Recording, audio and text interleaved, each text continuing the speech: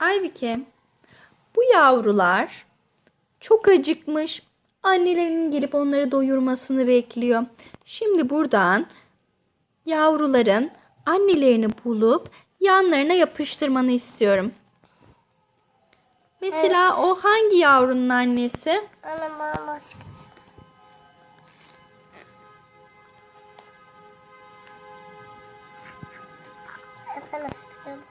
Açamadın mı? Evet. Onun yavrusunu bulabilir misin? Onun yanına yapıştıracaksın. Yavrusunun yanına yapıştırman gerekiyor. Bak bakalım bu yavruları hangisi olabilir? Evet, onun yanına yapıştırmalısın ki onun sütünden içebilsinler. Bir tane daha yavru var. Onun annesi nerede?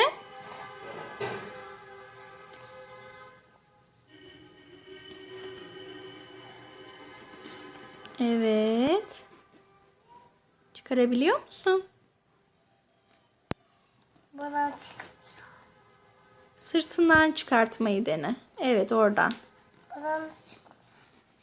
Biraz fazla mı yapıştırmışlar? Yardım ister misin? Evet, yapabildin. Harikasın. Tamam, yapıştır onu da diğer yavrunun olduğu yere. Buraya yapıştırdım. Tamam. Şimdi bu keçilerin yavruları nerede? Anneleri nerede acaba? Bu keçiler de çok acıkmışlar Aybike. Annelerinin onlara süt vermesini bekliyorlar. Bul bakalım keçilerin annesini de. Ama onların anneleri 3 tane. Bir tanesinin 2 tane çocuğu varmış, yavrusu varmış. Tamam mı? Yavaşça, yavaşça, yavaşça. Evet. Koy bakalım birini bu tarafa, birini de öbür tarafa koyarsın. Ben istediğimin yanına koyabilirim. Tamam, koyabilirsin. Bunun yavrusu.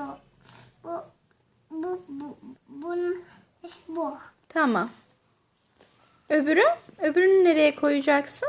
Bunun başka ya. Tamam. Bana buraya asılmıyor. Bu ayak burada ne söylüyor? Ayağın birisi çıkmış. Sanırım bunun ayağı olabilir.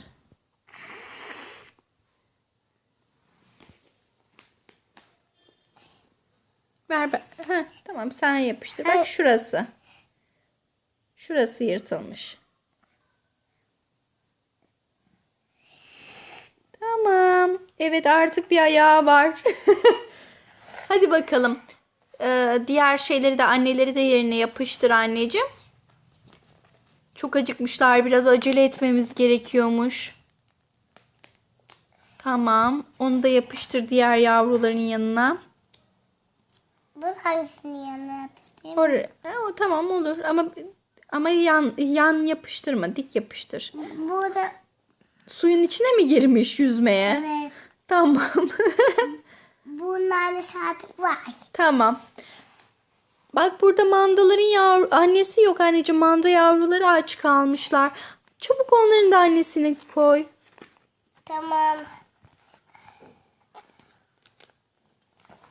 Bak manda çok az şu anda gördün mü? Ama yan oldu. Öbür tarafa doğru olması. Böyle olabilir. Bacaklarını yukarıya mı kaldırmış? Evet. Spor mu yapıyor? Çok komik Aybike. Evet. Spor yapan bir manda. İlk defa görüyorum.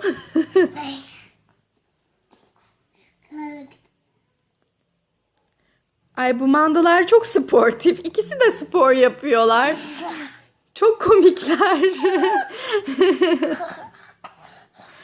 Tamam, artık yavruların karnı doyabilir. Onları annelerine kavuşturdun.